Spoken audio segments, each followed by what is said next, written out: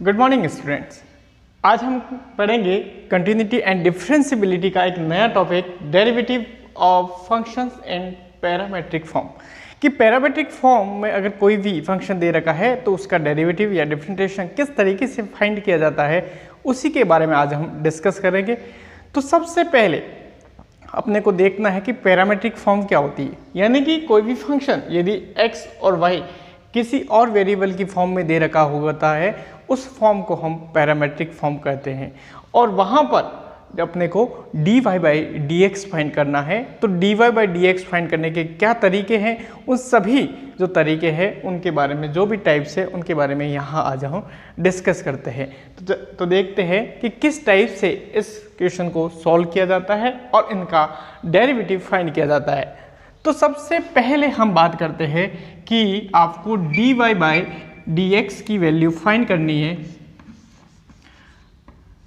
ये आपको फाइंड करना है। अगर आपके पास कंडीशन दे रखी है x is equals to a cos theta and y is equals to a sin theta, ये पैरामेट्रिक फॉर्म है, यहाँ x और y थीटा की फॉर्म में है।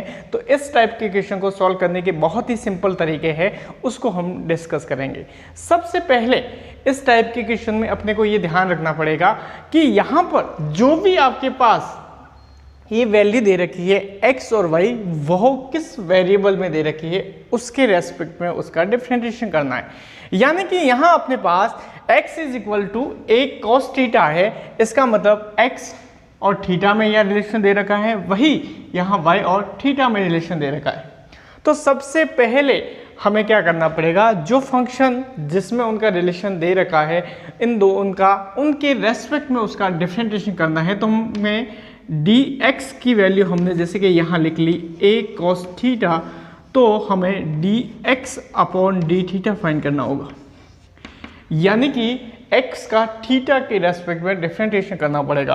तो यहाँ पर सिंपल इसका डिफरेंशिएशन हो जाएगा a एज इट इज था, cos थीटा का हो जाएगा माइनस साइन थीटा, और हम इसको लिख सकते हैं minus a sine theta.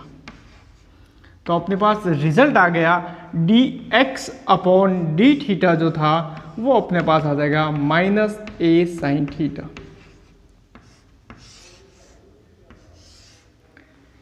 Second हम देखते हैं, अपने पास अगर y is equals to a sine theta है, तो वापस y का थीटा के रेस्पेक्ट में डिफरेंशिएशन करेंगे, तो अपने पास आ जाएगा dy upon d theta is equals to हो जाएगा अपने पास a एज इट इज, और साइन थीटा का हो गया cos थीटा। ये अपने पास इनके क्या हो गए, सॉल्यूशन आ गए। लेकिन क्वेश्चन में तो अपने को फाइंड करना है dy बाई डी एक्स, आपको फाइंड करना है dy बाई डी एक्स। तो dy बाई डी एक्स को अपन क्या लिख सकते हैं, dy upon d theta upon d x upon d theta. तो dy बाई डी थीटा की जगह हम लिखेंगे a cos थीटा, और dx अपॉन डी थीटा की जगह लिखेंगे माइनस a साइन थीटा। इनको कैंसल आउट करेंगे तो लास्ट में अपना रिजल्ट आ जाएगा dy by d x is equals to minus cot theta. तो इस टाइप से कोई भी पैरामेट्रिक फॉर्म में अगर क्वेश्चन दे रखा है तो उसका differentiation dy by d x को हम इस तरीके से फाइंड कर सकते हैं। तो आगे हम और भी क्वेश्चन देखेंगे इनके रिलेटेड के किस टाइप से ऐसे क्वेश्चन, ये तो सिंपल क्वेश्चन था आपको बताने के लिए, लेकिन एग्जाम में किस टाइप के क्वेश्चन आएंगे उनके बारे में हम डिस्कस करते हैं। तो जैसे कि अपने पास है एक बी क्वेश्चन दे रखा है कि x 2/3 पावर है, y की भी 2/3 पावर है, a की 2/3 पावर है, और यहाँ पर अपने को फाइंड करना है dy बाई डी एक्स। अब इस टाइप का क्वेश्चन आए तो उसको किस तरीके से सॉल्व करना है। जब भी अपने पास इस टाइप का क्वेश्चन आ रहा है, कल हमने पढ़ा था लॉगरिथम फंक्शन जो होते हैं उसको किस टाइप से, मतलब लॉग कौन से फंक्शनों में लिया जाता है। तो यहाँ पर ध्यान रखना, अगर यहाँ बीच में प्लस लिखा है तो हम बहुत सारे लॉग नहीं लेंगे, हम इनको सेपरेट करके लॉग ले सकते हैं। तो हमने सपोज किया कि इसको a मान लिया, उसको b मान लिया, ये स्मॉल a के इक्वल है। जब इसका डिफरेंशिएशन करेंगे तो dA with respect to x dA upon dx और dB अपॉन जो dx होगा इज इक्वल टू कितना हो जाएगा 0। तो हम इसको सॉल्व करते हैं, देखते हैं क्या रिजल्ट आता है। तो यहाँ पर हमने a सपोज किया था x की पावर 2/3, तो dA अपॉन dx क्या होगा, x की पावर 2/3 पावर है, तो यहाँ पर पावर है तो 2/3 पावर आगे आ जाएगी, x की पावर 2/3 -1। हमने वही फॉर्मूला लगाया x की पावर n का, x की पावर n होता है n x की पावर n-1, और उसको हम सॉल्व करेंगे तो अपने पास रिजल्ट आ जाएगा 2/3 x की पावर -1/3, ये आ गया। इसी टाइप से अगर हम जो 20 हमने सपोज किया था और y की पावर 2/3 इसको सॉल्व करेंगे तो इसका भी डिफरेंशिएशन करना है with respect to x, then we get 1/3 y की पावर 2/3 -1, अगेन y का differentiation with respect to x dy/dx। तो यहाँ हम dB अपॉन जो dx है इसको हम लिख सकते हैं 1/3 y की पावर अपने पास हो जाएगी माइनस का 1/3 डॉट dy/dx। इक्वेशन फर्स्ट, ये सेकेंड हो गई, ये थर्ड हो गई। अब हम सेकेंड और थर्ड की जो वैल्यू आई है उसको फर्स्ट में पुट करेंगे तो अपने पास रिजल्ट क्या आएगा, dA/dx की जगह हम लिख सकते हैं 2/3 x की पावर -1/3 प्लस वो हो जाएगा, यहाँ पर ध्यान दो 2/3 आएगा क्योंकि पावर 2/3, तो यहाँ पर भी आ जाएगा 2/3 y की power -1/3 dy/dx is equal to हो गया 0।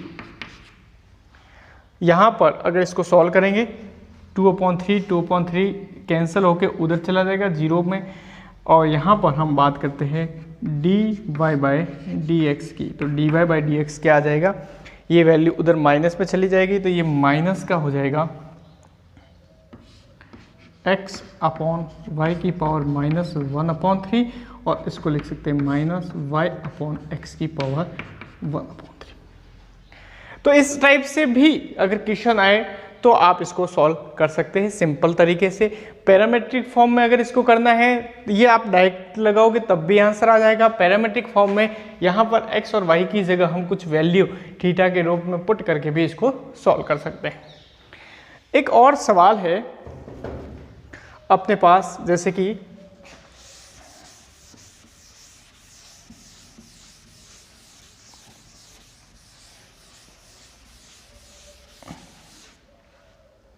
तो यहाँ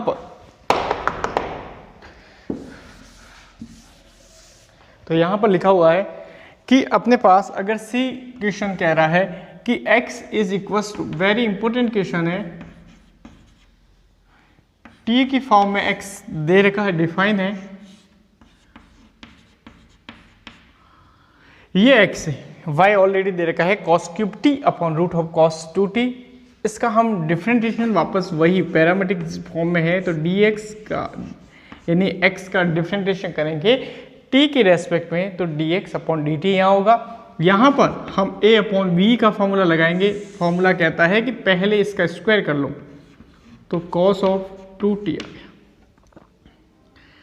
फिर ये जो वैल्यू है ये एज इट इज रहेगी, b as it is, a का डिफरेंशिएशन, इसका डिफरेंशिएशन करेंगे तो ये आ जाएगा 3 sin स्क्वायर t, क्यूब का किया तो क्यूब का हो गया 3 sin स्क्वायर t, फिर अगेन साइन का करेंगे तो यहाँ पर रिजल्ट आ जाएगा cos t माइनस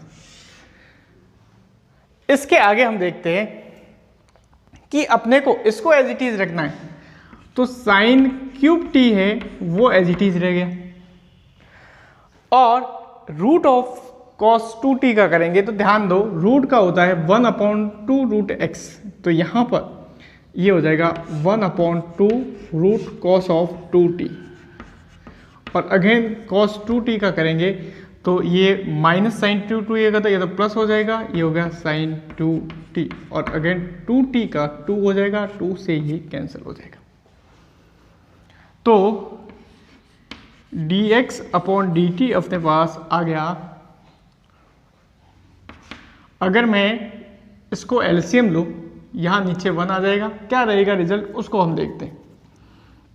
जैसे इसको एलसीएम लेंगे तो ये इससे मल्टीप्लाई हो जाएगा, तो ऊपर रिजल्ट आ जाएगा cos 2t डॉट ये होगा 3 sign square t cos t, यहाँ पर रह जाएगा साइन क्यूब t और साइन 2t, और यहाँ पर नीचे ये वैल्यू आ जाएगी और ये हो जाएगी cos 2t की पावर 3/2, क्योंकि ये हाफ और ये 1 मिलके 3/2 हो जाएगी। हमारे पास एक और फंक्शन था, उस फंक्शन के बारे में हम डिस्कस करते हैं कि फंक्शन था y is equals to cos cube t upon root of cos 2t, ये था। अब हम उसका डिफरेंशिएशन करेंगे तो क्या रिजल्ट आएगा, वो आ जाएगा dy/dt इज इक्वल्स टू, मैं इसको नंबर 1 दे देता हूँ, इसको बाद में सॉल्व करेंगे, एक बार यहाँ तक सॉल्व कर लेते हैं। यहाँ पर आ जाएगा और इसको एक स्टेप में यहाँ लिख लेता हूँ ताकि अपने को ज़्यादा हार्ड नहीं लगे। तो यहाँ पर हम dy जो dt है ये आ जाएगा, वापस इसका करेंगे तो रूट हट जाएगा, cos 2t आ जाएगा, cos 2t आएगा तो यहाँ रूट का cos 2t as it is रह जाएगा, और इसका डिफरेंशिएशन करेंगे तो 3 cos स्क्वायर t आ जाएगा, और अगेन cos t का करेंगे तो यह आ जाएगा माइनस का sin t। क्लियर? फिर उसके बाद यहाँ माइनस आ जाएगा, यहाँ माइनस आने के बाद हम बात करते हैं कि cos जो 2t था उसका डिफरेंशिएशन करेंगे, जब एज इट इज रखेंगे cos क्यूब t को तो cos cube t as it is रह जाएगा, इसका डिफरेंशिएशन जो किया था वही यहाँ पर आ जाएगा, तो यहाँ रिजल्ट आ जाएगा रूट का cos 2t ये 2 sin 2t और 2t का 2 माइनस का यहाँ प्लस हो जाएगा, ये कैंसिल। अब उन रिजल्ट को वापस मैं यहाँ व्यवस्थित करके लेता हूँ तो क्या आता है रिजल्ट, देखो यहाँ से एलसीएम लेंगे तो यह इससे मल्टीप्लाई हो जाएगा, तो वो रूट हट जाएगा, तो ऊपर रिजल्ट रहेगा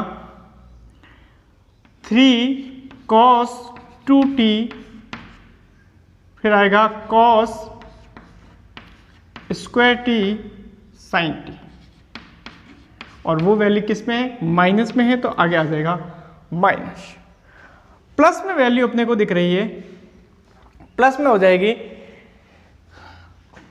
cos cube t dot sine 2t, ये होगी, और यहां पर जो वैल्यू थी ये पावर 1 है, वो नीचे हाफ थी, तो ये मिलके हो जाएगा cos 2t की पावर 3/2, ये अपने पास, उसको सॉल्व कर देंगे तो ये रिजल्ट आ जाएगा। फिर हम क्या करते हैं कि अपने को फाइंड तो लास्ट में ये करना है कि dy/dx क्या होगा, ये फाइंड करना है, तो dy/dx होगा dy/dx/dx/dt, ये वैल्यू होगी। अब इस वैल्यू को ऊपर रखना है, ये वैल्यू नीचे है, तो ये दोनों तो कैंसिल हो जाएंगे, और फाइनली जो आंसर आएगा उसको हम देखते हैं कि लास्ट में आंसर क्या आएगा। तो यहां आंसर आ जाएगा, ये दोनों कैंसिल हो जाएंगे, तो ये हो जाएगा 3 cos 2t cos square t sin t plus cos cube t sin 2t, ये हो गया। और ये वैल्यू नीचे आ जाएगी 3 cos 2t sin square t cos t plus sin cube t sin 2t, ये वैल्यू आ गई। ठीक है, तो आप यहाँ एक बार इसको उतार लेना, उसके बाद हम इसको सॉल्व करेंगे तो क्या रिजल्ट आएगा वो देखते हैं।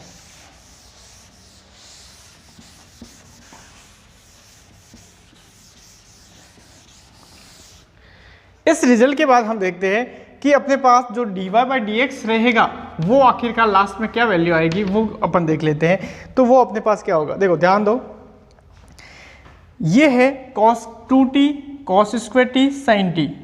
तो हम इसको एक बार थोड़ा सा व्यवस्थित रूप में लिख लेते हैं। तो यहाँ पर cos 2t cos square t, और सभी को मैं cos में एक बार चेंज करने की कोशिश कर रहा हूँ, तो क्या रिजल्ट आएगा उसको देखते हैं। देखो यहाँ से कॉमन आ रहा है, उस कॉमन को अपन ले लेते हैं। तो यहाँ पर cos square t sin t, यहाँ cos cube t sin t, तो इसको एक बार सॉल्व कर लेते हैं। तो माइनस एक बार लिख लेते हैं, तो 3 cos 2t cos square t sin t,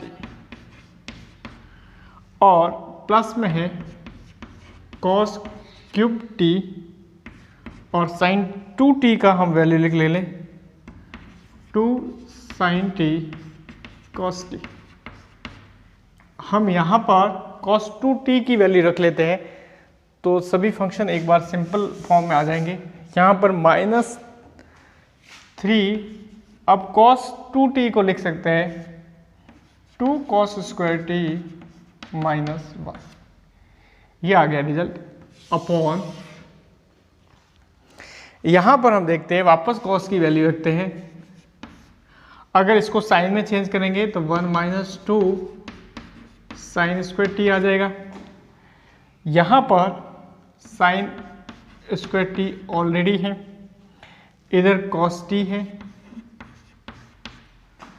और यहाँ पर क्या आएगा उसको देख लेते हैं। यहाँ पर साइन क्यूब t है और साइन 2t का 2 साइन t cos t।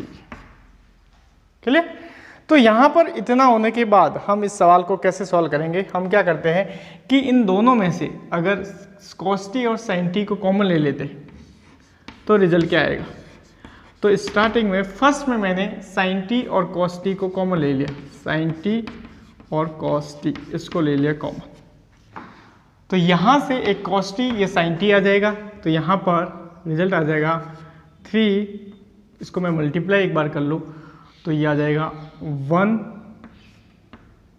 का 3 के साथ हुआ तो 3 हो गया, और 3 का इसके साथ हो गया तो 6 हो गया, और cos स्क्वायर t, तो ये हो गया 6 cos स्क्वायर t। इसको मल्टीप्लाई करना है, ध्यान से देना। इस स्टेप में से हमने क्या किया, cos t और sin t को कॉमन ले लिया, cos स्क्वायर t में से cos t को कॉमन लिया, तो यहाँ cos t रहेगा, ये हो गया। उसके बाद में ये स्टेप होने के बाद में हमने इसमें से ये कॉमन ले लिया। अब यहाँ पर हम बात करते हैं, तो यहाँ पर sin t और cos t को मैं जैसे ही कॉमन लूँगा तो मेरे पास रिजल्ट आ जाएगा 2 cos cube t, 2 cos cube t, ये रह गया। ये किए हम क्या करेंगे, जो अपने डिनोमीटर है वहाँ पर भी हम कॉमन लेंगे sin t और cos t को, रिजल्ट क्या आएगा वो देखो।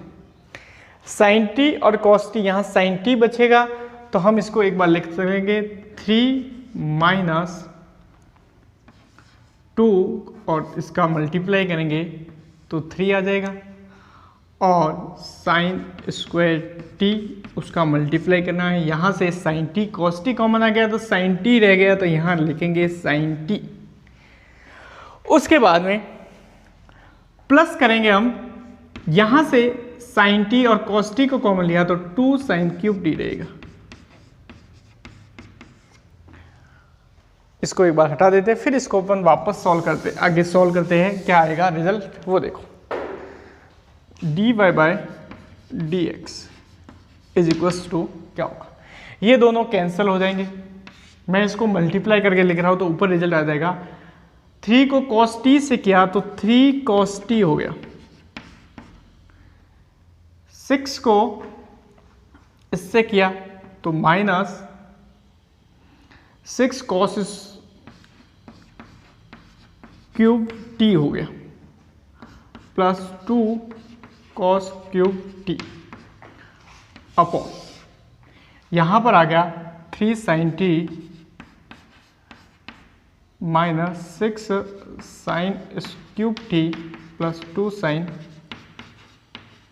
Cube t।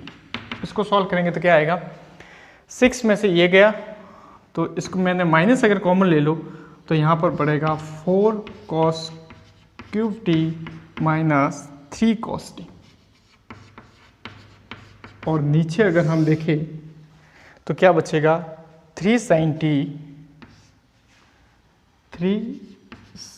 t minus 4 sin cube t, ये फॉर्म रहेंगे।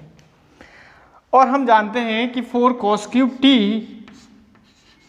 Minus 3 cos t cos 3t के इक्वल होता है, तो हम यहाँ पर लिखेंगे cos 3t और ये जो वैल्यू है 3 sin t माइनस 4 ये sin 3t के इक्वल होगा और ये लास्ट में रिजल्ट आ जाएगा cot का 3t। तो इस टाइप से आपको सभी टाइप जो क्वेश्चन है उस क्वेश्चन को सॉल्व करना है।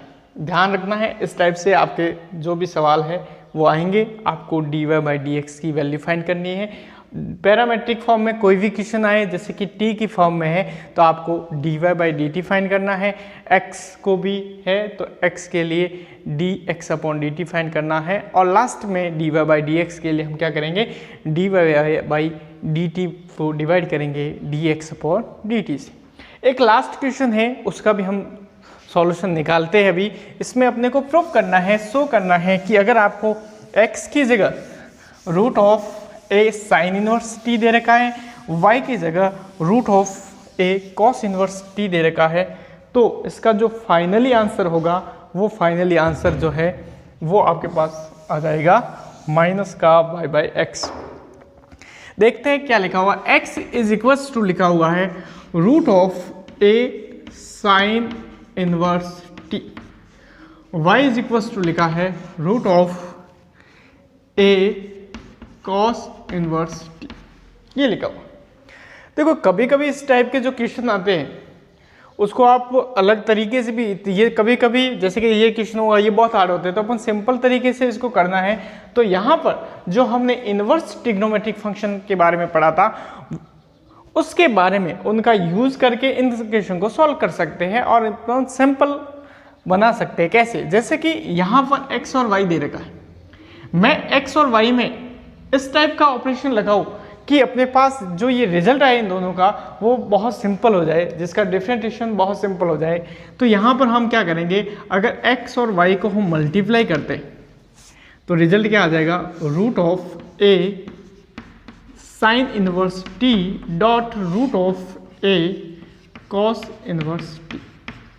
ये दोनों रूट है तो हम इसी वैल्यू को रूट ऑफ ऐसे लिख सकते हैं, a sine inverse T dot a cos inverse T. Sorry, X Y अपने पास हो जाएगा,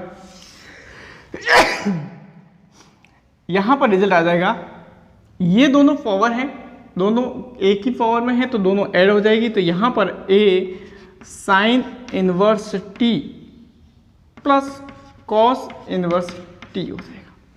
और इनवर्स ट्रिग्नोमेट्रिक फंक्शन में हमने पढ़ा था कि sign inverse T plus cos inverse T का जो रिजल्ट है वो π/2 के इक्वल होता है। तो यहां पर इनका रिजल्ट π/2 हो जाएगा।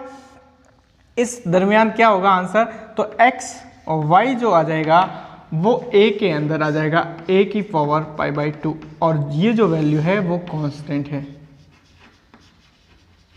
ये वैल्यू कांस्टेंट है। जब कांस्टेंट होता है फिर बोथ साइड हम डिफरेंशिएशन करेंगे तब क्या आएगा result, x as it is y का dy/dx plus y as it is x का 1 और कांस्टेंट का हो गया 0। तो यहाँ पर हम dy/dx लिख सकते हैं माइनस का y/x और ये प्रूफ हो गया। एक तो ये तरीका है, दूसरा तरीका ये है कि अभी हमने जो सी पार्ट का ये सी क्वेश्चन किया था, आप इसका डिफरेंशिएशन करोगे with respect to t, d x upon d t find हो जाएगा। वही वाई का डिफरेंशिएशन करोगे विथ रेस्पेक्ट टू टी, तो d y by d t find हो जाएगा। फिर d y by d t आपके पास फाइंड होने के बाद आप वापस वही फॉर्मूला लगाओगे d y by d x का, तो d y by d x के लिए लिखोगे d y by d t upon d x upon d t, solve करोगे, लास्ट में यही रिजल्ट आएगा। ये आपको करना है। तो इस टाइप से अगर पैरामीट्रिक फॉर्म में कोई भी इक्वेशन आती है या पैरामीट्रिक फॉर्म में कोई भी फंक्शन दिया गया है, तो उसका डेरिवेटिव या डिफरेंशिएशन किस तरीके से फाइंड किया जाता है, उसके बारे में आज हमने पढ़ा। नेक्स्ट वीडियो में हम देखेंगे कि सेकेंड ऑर्डर डेरिवेटिव क्या होता है, सेकेंड ऑर्डर डेरिवेटिव कैसे फाइंड किया जाता है, उसके रिलेटिव जो भी क्वेश्चन है उसको कैसे सॉल्व किया जाता है, उन सभी बातों का हम आगे अध्ययन करेंगे। धन्यवाद।